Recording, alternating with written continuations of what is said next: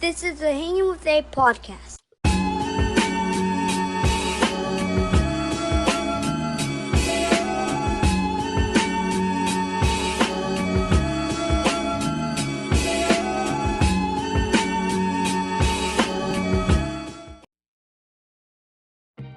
This is the Hanging with A podcast, episode 29, coming to you always from Boston, Massachusetts.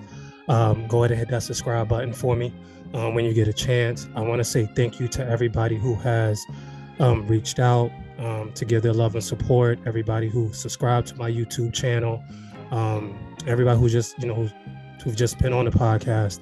I've had this podcast for 2 years now. I'm loving it. It's growing. I'm just thankful and very humble for everything that has come along with this podcast. It's been a dream come true for me, and I've really enjoyed it, and I've really been having a lot of fun. Thank you to everybody who tuned in to episode 29 with me and, episode 28 with me and Irvin Conwell. Irvin Conwell, like I said in that episode, is a legend. Back home, I'm from in Maryland, probably one of the best, not probably, the best basketball player to ever come out of Howard County. And he played high school basketball probably 25 years ago. He also was a phenomenal football player. Like I said in the last episode, he probably should be playing on Sundays. That's how good he was. So I thank you to everybody who tuned in and tapped in to that episode. It's been a long time since I've done an episode where it's just been me. I've had a lot of, great people come on here and, tell their story and talk about the great things that they're doing in the world. But I kind of wanted to take it back this episode, and I just wanted to do an episode with just me to talk about a lot of the things that's going on in the world. Talk about some music, some stuff that I just haven't had a chance to talk about in the last few episodes that I put out. First thing that I definitely want to touch on is the NBA Finals. Shout out to the Golden State Warriors for winning their 4th NBA championship. Stephen Curry was the Finals MVP. Finally, everybody can now stop saying that he is not a top 10 basketball player. I really felt like that was crazy that people were saying that because he is definitely a top 10 basketball player. But it just was nice to see him do his thing. I mean, he played phenomenal the whole NBA Finals. The Boston Celtics really did not have an answer for him at all. Draymond Green, did what Draymond Green does. Klay Thompson, came alive there, in the later games. Jordan Poole was playing out of his mind. Andrew Wiggins, I definitely felt like if Stephen Curry didn't get the Finals MVP, that it definitely should have went to Andrew Wiggins. Andrew Wiggins, for everybody out there that doesn't know, Andrew Wiggins was a first round. I think he was the number 1 pick in the draft. I'm not sure what year he came out, but I'm pretty sure he was a first pick in that draft the year that he came out. He also was in front of Sports Illustrated. He went to the University of Kansas, and he was in front of Sports Illustrated. So it's nice to see Andrew Wiggins playing basketball and playing at a high level because I feel like this is something that he always was capable of doing. So it was nice to see that in the NBA Finals, him playing at a high level. So that was good to see and definitely good to watch. But it was good. I just felt like, again, we'll talk about Stephen Curry and his legacy and where he's at on the list. Like I said before, I definitely think Stephen Curry is a top 10 player. He definitely has redefined the game of basketball, the way that you shoot, the way that you play. He shoots lights out, and he's just on a whole nother level. And the fact that, he won his first Finals MVP and, he won his 4th NBA championship, puts him in a whole different, type of conversation now. Now, you got to put him in that conversation with LeBron James. I am a LeBron guy. LeBron is my favorite basketball player of all time. Everybody knows that. If you know me, you know how I feel about LeBron. With that being said, though, I do believe that LeBron got to win a title. He got to win a title either next year or the year after that. If Stephen Curry wins an NBA championship next year and he wins one after that, then, the debate is Stephen Curry better than LeBron James? I feel like in this generation, everything is ring counts, right? If Stephen Curry gets 6 rings and LeBron ends with 4, Stephen Curry is the greatest of all time to some of the younger generation. Even in my generation as well, I'm not going to say younger generation, but in my generation as well, that's how they feel also, is that, everything's a ring count. I saw something online. It was from Draymond Green, and he said that, me and LeBron both have 4 rings. So am I? The greatest player of all time? And I don't think that he was saying that he is the greatest player of all time. He just was going by what everybody in the world says, right? If you have more rings or you have the same ring count, that's what people say. Oh, you're the greatest of all time now because you have more rings than this person. And that's not necessarily the case. I feel like if LeBron James, when he catches Kareem Abdul-Jabbar and he gets the all-time scoring record, in my opinion, he will be the greatest basketball player of all time because now you have 4 NBA titles. He may get 5, and you're the all-time leading scorer. That's something that Michael Jordan never did, right? Because the argument for all the Michael Jordan lovers out there is, well, he went 6 for 6 in the finals. That's cool, you know what I'm saying? But now LeBron can add the fact that, he won a title in Cleveland. He beat a team that won 73 games. He also can add the fact that he is also the leading all-time scorer. So he can add that as well. So I don't know. I mean, I think that debate is going to be a very, very big debate when it comes to just the LeBron James and Stephen Curry argument in that debate is that, if Stephen Curry wins 2 more titles, is he greater than LeBron James? I don't know. I mean, I think that's an argument that, anybody can make, and that's a case that anybody can make when we get to that, if we get to that. I think next year, the NBA is going to be very competitive. I felt like this year's NBA playoffs was very competitive, especially in the East. I felt like you had so many great basketball players in both conferences. It was nice to see the Grizzlies and John Morant doing this thing. I think the Grizzlies are coming, and I think they're going to be a tough team to beat next year. You had the Miami Heat, Jimmy Butler again doing what Jimmy Butler does, putting the team on his back. Almost, beat the Boston Celtics in that series. So that was nice to see. You even had what we have. I mean, I wish we would have saw a little bit more from the Denver Nuggets in the postseason. I felt like they just didn't really play to the best of their ability, but I know they're also missing one of their star players as well, who should be back next year. But I just feel like the NBA playoffs this year was very competitive. I loved everything that I saw, all the games that I watched, all the games that I checked into. I loved everything that I saw from all the NBA players in the NBA. Just looking at next year. Well, before we get to next year, let me talk about the Boston Celtics. Wouldn't be fair if I did not talk about the Boston Celtics, seeing that I am, that I live in Boston. I was very impressed with the Boston Celtics. I'm not going to lie. I'm a very big fan of Jason Tatum. I think Jason Tatum is his time is coming. I know a lot of people gave him a really, really hard time for the way that he played in the NBA Finals. And my thing is, you have to understand, he's 24 years old. This is his first time on a big stage like that. The only thing that's going to happen for him here on out is that he's going to grow. You know what I mean? He'll come back and be a very good basketball player next year, even better. I just think that this year, it's tough. You're playing against a team that's been there before. You're playing against a team that also has Draymond Green, Klay Thompson, Stephen Curry, who has played together, pretty much their whole career. They knew what it took to win an NBA title. The Boston Celtics didn't know that. They're a young team. I think it's time to give Jaylen Brown some respect, put some respect on his name. I feel like Jaylen Brown does not get a lot of respect because everybody looks at Jason Tatum and they say that Jason Tatum is the superstar. I mean, that's true. Jason Tatum is the superstar, but Jaylen Brown, played his heart out in the NBA and in the NBA Finals. And I was very impressed with the way that Jaylen Brown played. Even Marcus Smart, I think Marcus Smart did what he was supposed to do. He's not a true point guard. The Boston Celtics have to get a point guard. And they actually, went ahead and signed Malcolm Brogdon, who I think is going to be a good addition. He's young. He adds to what they already have. I think he'll be a great point guard. You can move Marcus Smart to the 2. And now you got a pretty legit backcourt there. And then you got Jaylen, and then you got Jason. And then you got, you have, a center. You have some good role players.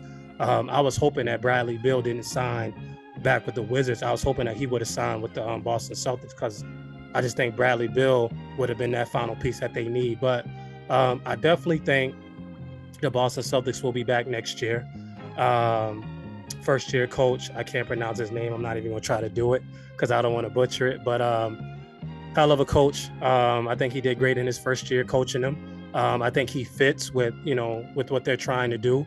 And I think it was great. I think he did the best that he can do. I was very impressed with like a lot of his lineups, a lot of his switches, a lot of his changes that he did in the NBA Finals. That's a big thing with me being a former coach, not really coaching on that level, but coaching at the high school level, AAU level.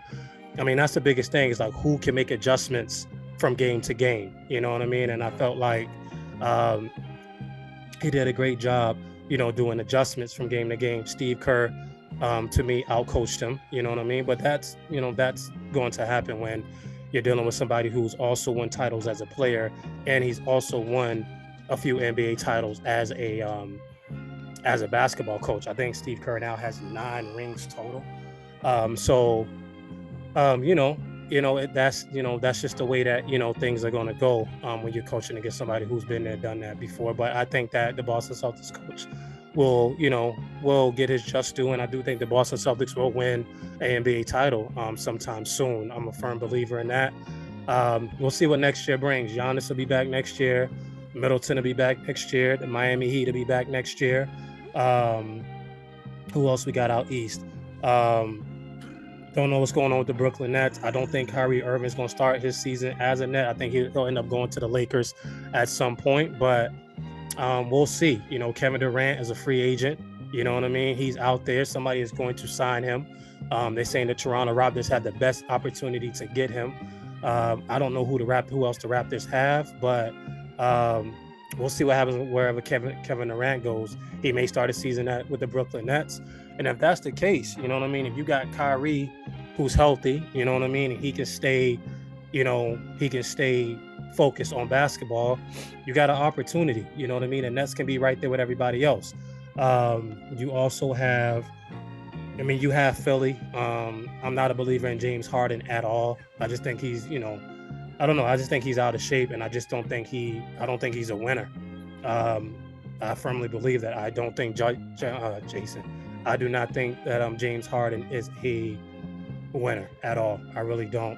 I know he'll much rather be in the studio making rap albums during the postseason. So he lost all respect for me when he was doing that. I just don't think he's a killer, and I just don't think he has it in him. So I'm not a fan at all of James Harden. I don't believe in James Harden. We'll see what Joel Embiid can do. We'll see what James Harden can do if he can, shake off, because I just feel like in the playoffs this year, he was horrible. He was shooting the ball horrible. He looked horrible. He looked terrible. If I was Doc Rivers, I would have put him on the bench. But, we all know, who Doc Rivers is as a coach. So that doesn't surprise me that he continued to play him with as awful as, James Harden was playing. So just not a fan of Philly. I don't believe in Philly.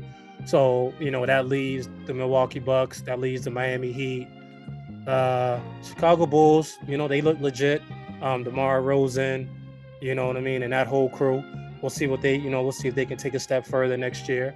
Bradley Beal will be back with the Wizards. I don't expect for them to do that much, but, he got his money. And, he's very loyal to the Wizards. I don't know what that's about, but I would have went somewhere else. But, everybody, has their own legacy. And maybe his legacy is just not ring chasing. You saw what Damian Lillard did 2 years. He signed 2 years. I think it was like $221 million, I believe, something crazy. But he's going back to the Blazers again. Somebody else who's a hell of a basketball player. He's not ring chasing, and you can't be mad at him for that. So, yeah, I mean that's the biggest thing for me is just to seeing what happens with everybody next year, going into next year, and how that all looks for them. I think that it's going to be definitely exciting. NBA season is always exciting to me. You got free agency right now. Like I said, Kevin Durant is a free agent. They saying that, there's rumors out there saying that he may go back to the Golden State Warriors. That'd be crazy. I definitely think if he goes back to the Golden State Warriors, I definitely think they'll repeat next year. and they may win 2 or 3 more rings. You know what I mean? That core is still somewhat young, even though they're beat up. I know the Grizzlies kept saying that the Warriors are old, and like the Grizzlies' time is coming, which is very true. The Grizzlies' time is coming, but I don't know. I think it's the heart of the champion, man. You know what I mean? You can't beat. You can have all the talent in the world, but talent doesn't beat experience. And I felt like again, you saw in the NBA Finals, the Boston Celtics was the more talented team on paper. Younger, stronger, faster, and they still didn't win. And and that to me, it says a lot. But that's just the way the game goes in the NBA. That's the way the game goes in basketball in general. Experience always outweighs youth, and I felt like in this situation, that's pretty much what happened. So, again, shout out to the Golden State Warriors. NBA season is moving fast, and we'll see what happens. I'm excited for next season. Definitely cannot wait to see what next season brings. So that's what's going on the NBA front. I don't think there's any more else I need to talk about in the NBA. I think that's pretty much it. So before we even transition to the next thing, I want to point out the fact that the Golden State Warriors, every time Kendrick Lamar puts out an album, they win the NBA title, which is very crazy. That was like on ESPN. That was on Instagram. I saw that, that's crazy that, every year he comes out with an album, they win the NBA title. So I thought that was really good. And that's a good segue into my next thing that I'm going to talk about. The Big Steppers album by Kendrick Lamar, which to me is a great album. For everybody out there that has not heard it, it's a phenomenal album. I think that Kendrick Lamar did his thing on the album. A lot of people felt that, I don't know, a lot of people felt like for it to taken him so long to do the album, that they were expecting something a little bit different. I felt like he did exactly what he was supposed to do on this album. Let's talk about the first song that he put out, Heartbeat 5, which I thought was phenomenal. I didn't really get a chance to talk about that video. The fact that he transformed into many important Black figures in the Black culture. He was O.J. Simpson. He was Kobe Bryant. He was Kanye West. He was everybody who was important to the Black culture. The O.J. Simpson thing really caught me off guard because I feel like that doesn't get talked about enough. About O.J. Simpson. I get it. He was accused of a double homicide, murder. But I still think that part of history, that 94, that's what you think about. You think about the O.J. Simpson trial. You think about every news channel showing the Bronco chase. You think about him saying that he's not Black, he's O.J. You think about all that stuff. You think about the riots that was happening around that time also, because a little bit before that, not to go on a whole history tyrant, but we had the Rodney King beating, and Los Angeles, they burnt it down, after that, because those cops were acquitted of the Rodney King beating. So, when you fast forward to the O.J. Simpson trial, a lot of Black people, just a lot of people in general in America, just thought that's where we were heading. Like, they thought we were heading back, to that, to us having a riot if O.J. Simpson would have got, found guilty for those murders. But Heartbeat 5 was a phenomenal record. It was a phenomenal way to roll out the album. Caught everybody off guard. I think he dropped it Sunday afternoon in the middle of the day. I didn't see it until later, but when I watched it, I was like, man, this is crazy.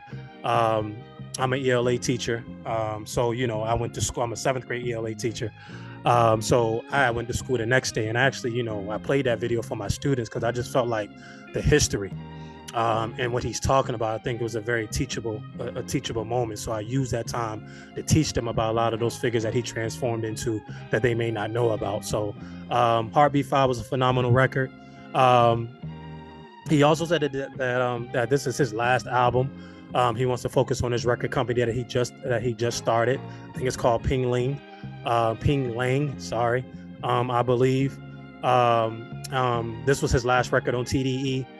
He is not coming out with no more records on TDE. I think, and if he comes out with another record, it will be on his own record label, which I think is great for him. You know, he's transitioning into that, boss mode. You know what I mean? I've come out with a lot of good records, and it's time for me to transition and start taking stuff into my own hands and coming out with my own artists. I just think that this album is definitely going to age well. Mr. Morales and the Big Steppers, I think it's going to age well. I think I'm still listening to the album, and I'm still like getting a lot of things that I did not hear on the first 3 listens when I listened to the album. I'm starting to pick up on a lot of things, but I definitely think this album was going to age well when it's all said and done. And I mean, that's what Kendrick does. I feel like, when he came out with Damn, I feel like Damn was okay. It's not my favorite Kendrick album. My favorite Kendrick album is the first album, Good Kid, Mad City, which is definitely a classic. The Pimp a Butterfly was a good record. Damn was a good record, but I really feel like he just really hasn't. I don't know. I feel like Good Kid, Mad City was it. You know what I mean? And I'll put Mr. Morales and the Big Steppers. I just feel like what we're going through as a country right now, the Kendrick album was much needed. The things that he's talking about on the album, we definitely needed to hear that. And I just honestly feel like it is. I just feel like it's a good record. I definitely feel that way. Not a lot of features on this. You know what I mean? He had the Ghostface Killer record, which I thought was crazy. I didn't see that one coming. So it was nice to hear him and Ghostface on a record together. He had Keem on there. They've done a lot of music together lately, as of late. On a Die Hard song, he had I forgot the young lady's name that he had on there, but she was great. But it's a double album, you know what I mean? And I felt like he did. When you have a double album, you got to kind of like space things out. You know what I mean? You got to make it interesting. I definitely think it's a great double. I think not great, but I think it's a good double album. It still doesn't top that All Eyes on Me, Life After Death feel. I'm still waiting for somebody to come out with a double album that has that feel to it. It probably never happened, to be honest. I don't think anybody's gonna come out with a Life After Death or a All Eyes on Me type double record. But never say never. There might be an artist out there that may pull that off, but as of right now, I just don't see it. But it is a good double album. He did what he had to do. He came and delivered like he always does, and it came at the right time. You know what I'm saying? I think that everything in the world right now is so crazy, and like everything is like you got this going on with the government. You got this going on with with the Black Lives Matters movement and all the injustice on Black people. You guys also have to think it took him 6 years to come out with this record. You know what I'm saying? So Kendrick didn't really get a chance to talk about what happened to George Floyd and all those things. So it was nice to hear what he thought about that stuff, also how he felt about that. To go back to the Heart Part 5, I think the most interesting thing about that video and about that record was when he transformed into Nipsey, and he's speaking as Nipsey Hussle to Black Sam, who was Nipsey Hussle's brother. I thought that was crazy. I think that was my favorite part, and I think that was probably everybody's favorite part when he transitioned to Nipsey, and I think when he transitioned to Kobe, you know what I mean. We're still dealing with that. I think those are two people that we lost that we're never ever going to get over. Is Nipsey Hussle and Kobe Bryant. And I just think the fact that he was speaking to Black Sam through Nipsey Hussle, I think that was amazing. How he did that, how he gave his love, and how he shouted out Nipsey Hussle. Also, what I'm saying, Nipsey Hussle's person who murdered him, Eric Holder, was found guilty. You know what I mean? So Nipsey Hussle and his family definitely got justice for that. Doesn't take away their pain, doesn't take away their hurt, doesn't take away our pain and hurt. You know what I mean? The music. You know what I mean? But Nip can rest easy, knowing that justice was served, and he got what he deserved. You know what I mean? There was no need for that to happen. But I just thought in the heart, I just thought when he was speaking as Nipsey Hussle, the Black Sam, I thought that was legit. I thought that was a real deal. I really liked that one a lot. So I don't know. Like I said before, I just think that he came with a a good album. There are a few moments on this album that remind me of some of the old Kendrick. You know what I mean? I felt like we got a little bit of Good Kid, Mad City on a few records. But as people always tell me, it's all about growth, right? You know what I mean? You want MCs, when they come out with records and they come out with music, you want them to grow. You want the growth. Like when I have young MCs on my podcast and I talk to them about music, always tell them, you know what I mean? You got to create your own lane. You got to do something different that nobody else is doing. And I feel like when Kendrick comes out, that's what he's doing. He's doing his own lane. He's not doing what Drake's doing. He's not doing what J. Cole's doing. You know what I mean? He's not doing what Nas is doing, what a Jay-Z is doing. He's doing what Kendrick does. He has his own lane. And I think it's beautiful to watch, because I feel like in a time where I feel like everybody is sounding like everybody, it's nice to have an MC who's out here not sounding like everybody. You know what I mean? That he is his own MC. But I feel like the lyrics is on point, the metaphors is on point, the songs are on point. If I had to give this album a rating, I would give it an 8.5 out of 10. I think that's pretty high, but I just love the record. I love the album, and I feel like at a time where we needed a Kendrick album, he delivered. A lot of people are like, oh, it wasn't worth 6 years of waiting. I disagree with that. I definitely feel like it was worth us waiting 6 years for the record. But some people definitely feel different about that. Also, shout out, happy anniversary to one of the most influential hip hop albums ever made, Paid in Full. Came out 35 years ago. Eric B and Rakim. If you don't know anything about that, go ahead and tap into that album. To all my young MCs out there, you know what I mean? If you're not an MC, if you just love rap music, definitely go tap into Paid in Full. It is just a great rap album. Rakim, you know what I mean? What else can you say about Rakim? One of the best MCs, if not, some people have him as the greatest MC of all time on their list. But the man of the metaphors, the man of the sound, the man of the flow. You know what I mean? So, many people call him the originator of the New York flow, the New York sound. And then you got Eric B for president. And just a beautiful album. So if you haven't, ever heard that album, if you never listened to that record, go ahead and put that in. 35 years ago that came out. So shout out, Eric B, shout out to Rakim. You know what I mean? I don't know if they're gonna tap into the Hanging with A podcast, but if they do, you know what I mean, definitely giving you guys love. Also, I want to talk about something else that's like really, really exciting for me. Is that the DOC, you know what I mean? For everybody who has followed my podcast and has listened to episodes or watched episodes, everybody knows how I feel about the DOC. The DOC is one of my favorite MCs of all time. If I could be an MC, and I say this all the time, I would take the flow of Jay-Z, I would take the confidence and the swagger of Big Daddy Kane, and I would take the voice, the anger and the message of the DOC, and the storytelling of Slick Rick. That's, if I could be an MC, I would take all of those MCs and put them into who I am, who I would be as an MC. The DOC's No One Can Do It Better is the greatest rap album of all time. 10 tracks, straight to the point, all types of different sounds. The DOC is from Dallas, Texas. When you listen to that record, you don't hear Dallas, Texas. You hear East Coast. And he said when he was on Sway, I want to say a few years ago, Sway in the Morning, shout out to Sway in the Morning, one of my favorite morning radio shows to listen to.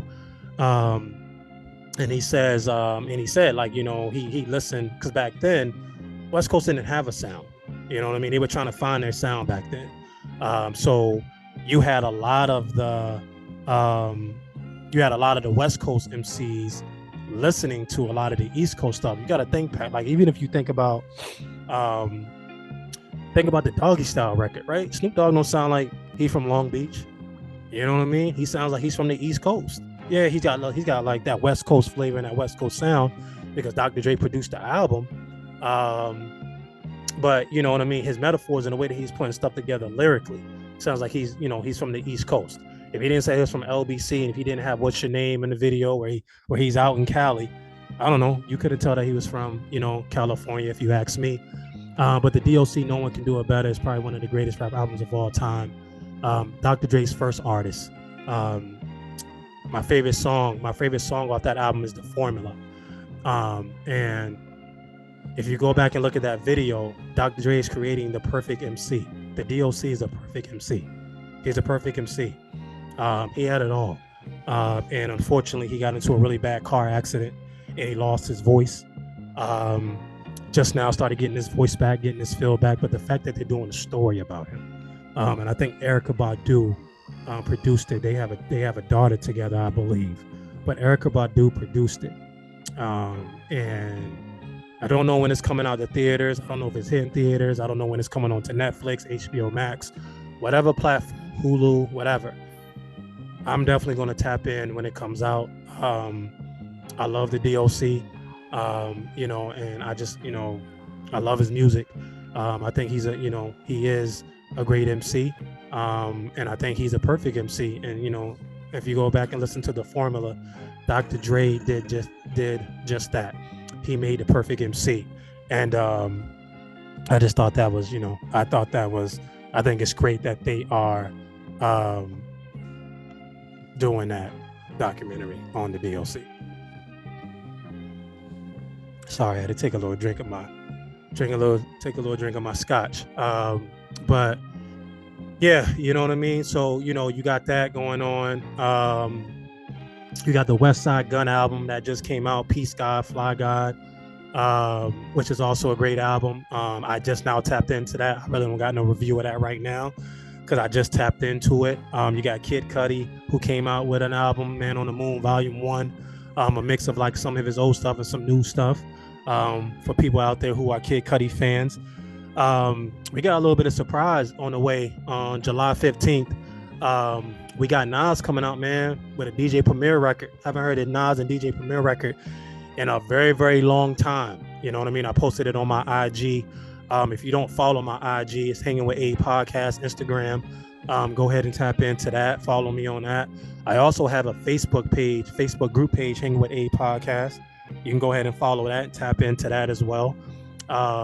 You know what I mean? The more the merrier. I love people, reaching out, and I love, people just being a part of this. You know what I mean? I built this platform for, people to come on and just talk about, again, the phenomenal things that they're doing. So definitely go ahead and follow me on those, man. And, just like I said before, hit that subscribe button for me, on my YouTube channel. We're growing, we're doing some things, man. We're trying to at least. I'm just thankful for the platform, and I'm thankful for the blessings. And it's just been a very humbling experience. And, I can't say enough how much I appreciate all the love and the support. But you got that record coming out. You got The Game coming out with Drillmatic. He keeps saying that this is the rap album of the year. The Game is my favorite West Coast MC of all time. So I wouldn't put it past him. You know what I mean? It's been taking him a long time to put this record out. I definitely think it's going to be a good one. So just make sure y'all tap in, man, to that, because I do think it's going to be. I definitely think it's going to be a good record. I can't wait for it to come out. He's got 7 Jay-Z samples on there. Jay-Z just cleared 7 samples for him. He gave him a shout out on Twitter, I think it was. So that it's going to be, it's going to be interesting. You know what I mean? You got 7 Jay-Z samples. Him and Hov have had sort of like, a back and forth his whole rap career. So, I was surprised to see that he's got 7 Hov samples. I don't know what samples they are, but there's so much you can sample from Hove. So yeah, I can't wait for the Drillmatic to come out. What else we got out there? We got I need a G Herbo record, man. You know what I'm saying? Shout out to G Herbo. G Herbo's probably one of my favorite young MCs. One of my favorite MCs in this generation. Besides, YVN Legacy. Shout out to YVN Legacy, who was on my podcast. That's my man. Make sure you go tap into his music. Shout out to Ricky as well, who was another one of my favorite young MCs out here doing this thing. Shout out to, I know a lot of good young local artists. Shout out to J Flame, Dosha Burner. Go tap into Medicinal 5, my brother, Dosha. J Flame, go tap into the Ladies Love Cool Flame album. That's my guy, J Flame. He's been on a few episodes here. Sorry, I went away from what I was saying, but no, just G Herbo, man, is one of my favorite, young MCs out. Definitely would love a G Herbo record right about now, especially summertime. So hopefully he'll come out with something soon. I definitely want a Hove record. I always want a Hove record. That's my favorite MC of all time. So I always want a Jay-Z record. If I could get a Jay-Z record this year, that would be great also. Shout out to Beyonce also. Beyonce's got her album coming out, Renaissance, coming out July 30th. So shout out to Beyonce. Her new single is a very, very good single. I know the Beehive is very, very excited about that album getting ready to come out. So shout out to Beyonce. And that record, House Music. That's pretty much what it sounds like. It's going to be house music. And with that being said, we're going to transition. We're going to talk a little bit about that Drake album. Honestly, never mind. I don't know. A lot of people think the Drake record is trash. I don't think the Drake record is trash. I just think that it's not what we're used to. That's not what we were expecting. At 12 a.m. when we heard that Drake was coming out with an album earlier that day, we didn't think it was going to be this. You know what I mean? And the more that I listened to it, the more it grew on me. You know what I mean? The more it grew on me. I don't think that he fell. A lot of people are like, oh, he finally, we finally got him. He finally fell. No, we didn't get him, because every song that was on this album was in the Billboard Top 10. That's one. And I think Drake is on to something. You know what I mean? Clearly, he came out with an album, nothing but house music. Beyonce's first single was house music. So they know something that we don't know. So he's definitely on to something. Do I think it is, a phenomenal album? No. But I think for the lane that it's in, I think it's doing what it needs to do. You know what I mean? If I had to rate it, I would give it a 6.6 out of 10. Because there are some records on here that I like. I like Text Go Green. I like the Sticky song. It's called Sticky. I like the song called Current. And then I like the last song. I don't know the name of that one, but he did that. That's with 21 Savage. I like that record as well. So, he's got a few records on here that I like. But I mean, I don't know. I think it's something that you put on at a cookout. You put on at a house party, i.e. house music. You know what I'm saying? That's what it's called. So I think that for those purposes, I think it's definitely going to do what it's supposed to do. I don't know. I just don't think it's trash. I think with a lot of music that's coming out, it's hard to call this album trash, because there's some records that's come out lately that I'm like, all right, that's trash. Why would you put that out? I don't think this album falls in that category. I think that Drake did, he was being creative. He did something different. You know what I'm saying? He has to do something different. We've heard the same things from him, the last few albums. You know what I mean? And, Certified Lover Boy, he gave us what he usually gives us. And he did something different with this record. And like everybody else, it took me by surprise as well. But the more that I listened to it, and the more that I've caught on to it, the more that I am a fan of the record, and I am a fan of the music. So shout out to Drake, you know what I'm saying, doing his thing. He definitely will be back. You know what I mean? I think he's coming out with the Scary Hours sometime before the end of the summer, early fall. He's coming out with Scary Hours. So that's going to be definitely different. That he's going to address people bashing and talking about this album. He's already started doing that a little bit on Instagram and also on Twitter. So he's definitely going to talk about how people feel, how people feel about this album. But again, I don't think it's trash. I give it a 6.6 out of 10.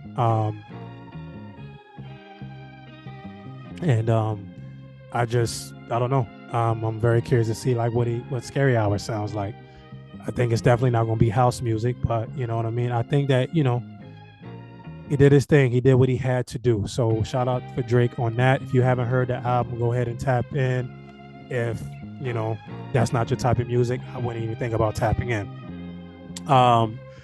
Before I end this episode, I want to talk about two things that are just on my mind.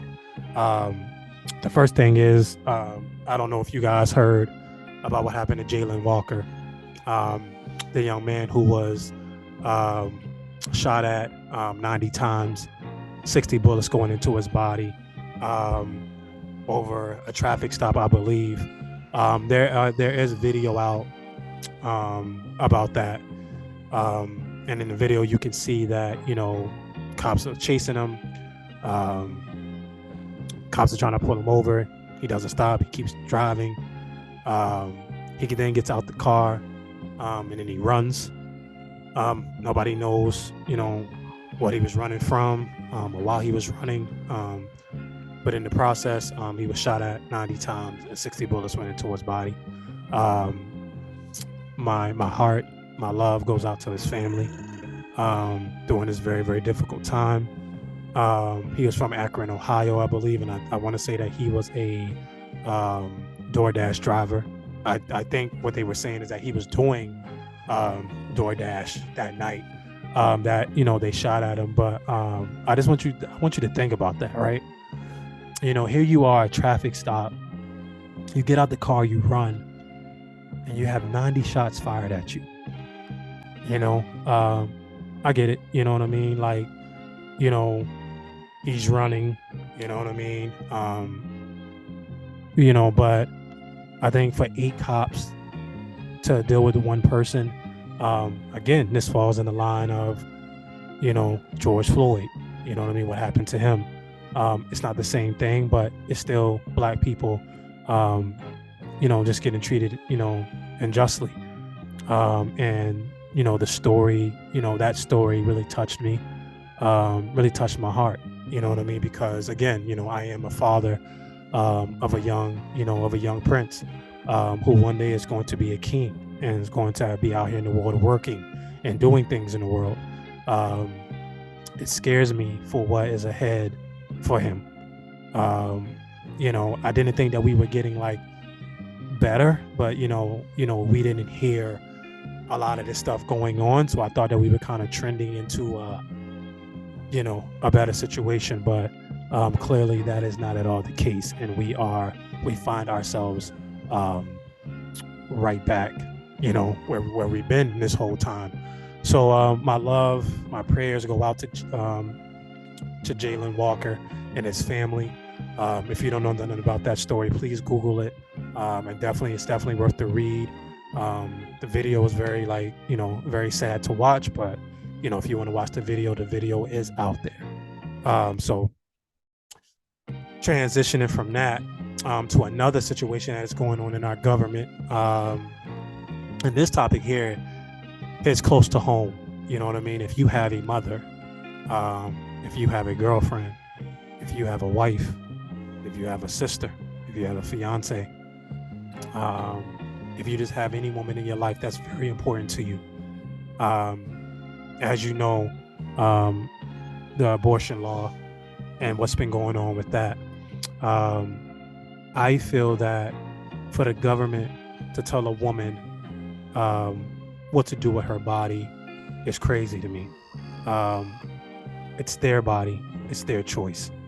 They should have the right to do what they want to do with their body. The fact that we are in 2022 going into 2023 and things like this are going on is scary. Being a father of two beautiful princesses that are going to grow up to be queens one day, and knowing that this is happening is very scary for me. I'm scared for them because it's not right. You know what I mean? It's not right. And I'm still, reading and still going through everything that came out about it. So I'm not going to sit here and like speak about it like I know everything, because I don't know everything. But one thing I do know is that it's not okay. You know what I mean? It's not okay to tell women what to do with their body. It's not. You know what I mean? And that right there, I do know. And, just being a father, again, of two girls who are going to go off to college one day. They're going to want to start families of their own one day. And the fact that we have this in place is crazy.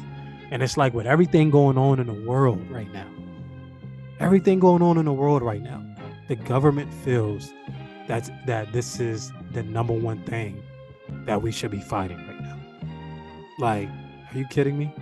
Like, this shouldn't even be a conversation. It shouldn't even be a conversation right now. You know what I mean? To tell women what to do with their bodies is crazy to me. Like, it's crazy to me. You know what I mean? I can't respect that. I can't respect that. I'm not going to respect that, and it's not right. And, again, this is, Roe versus Wade. The abortion law being overturned means that there's no longer a federal constitutional right to abortion. I have, that's a lot of the information that I've gathered from, what's going on with the abortion law. Again, like I said before, the fact that we are here as a country is crazy to me. You know what I mean? I think Tupac said it best. We have no right to tell a woman where to create one. You know what I mean? We don't have that right. You know what I mean? We don't have that right. You know what I mean? And, I was thinking, somebody told me, that, there was a young girl in Ohio who's 10 years old, who's pregnant. Crazy, that she's 10-year-old and she's pregnant. But she has to have an abortion. And she has to go to the state of Indiana to have this abortion. Can you think about that for a minute? Think about that. 10-year-old young lady. She's 10, pregnant with a baby. And she's getting ready to have an abortion. She's already dealing with enough being pregnant at 10 years old. Now she has to go to a totally different state and have an abortion. Like, that's crazy to me. And like just thinking about that, you know what I mean? Like that's the world right now. You know what I mean? Women in the world are not safe. They're not safe. So if you have a wife, you have a girlfriend, you have a sister, you have a mother, hug them, give them a kiss, give them extra attention, give them extra love, give them flowers just because, give them cards just because, hold their hands just because, listen to them because they're hurting right now. They're hurting right now. And just because they're not showing it every day, trust me, they're hurting. My girlfriend, who's going to be my future wife, soon, me and her, we have this conversation, you know what I mean? And it's hard for her. And, I've been there for her, supporting her. And look, I don't know, what to say, you know what I mean? I don't know everything about this, but I'm learning. I'm doing my, my due diligence and reading stuff and looking at articles so I can understand the pain and, how she's feeling, what she's going through,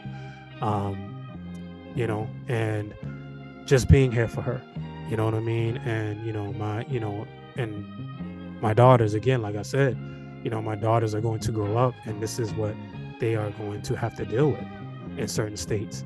And I was talking to my girlfriend about this, like, You know what I mean? Like certain states, they have this law, and it's like, you know what I mean? We tell kids as teachers, we tell kids all the time, go to college, get away. You know what I mean? Get away. You want to get away. It's like now, like, do we even promote that? You know what I'm saying? Like, what if you go to this state? You know what I mean? You're trying to have a family and like this happens. You know what I'm saying? So like it kind of changes the message a little bit. I mean, I think the message is still go to college, but it's like, do we promote, going to college in one of these states that are red, So, I wanted to talk about that a little bit before I close this episode out, because it is something that's heavy on my mind. It is something that's going on in the world.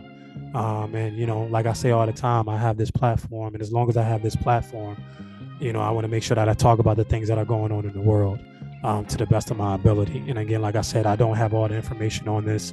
But like I said at the beginning of this, I know for a fact, like, this shouldn't be happening. This is not right. We should not be telling women what to do with their bodies. With that being said, I'm going to go ahead and end the episode on that note. Again, continue to tune in, continue to tap in. I appreciate all the support. I got, some good people coming on my next few episodes. Shout out to everybody that's been back in touch with me, that I reached out to, that is going to be part of the Hanging with A podcast. I can't wait for you to meet these people, these incredible people doing great things in the world. I just wanted to take the time to do this episode by myself and just me, because it's been a long time since I've had a chance to talk to you and just talk about some of the things that that I talked about. Stay safe, stay blessed, peace and love.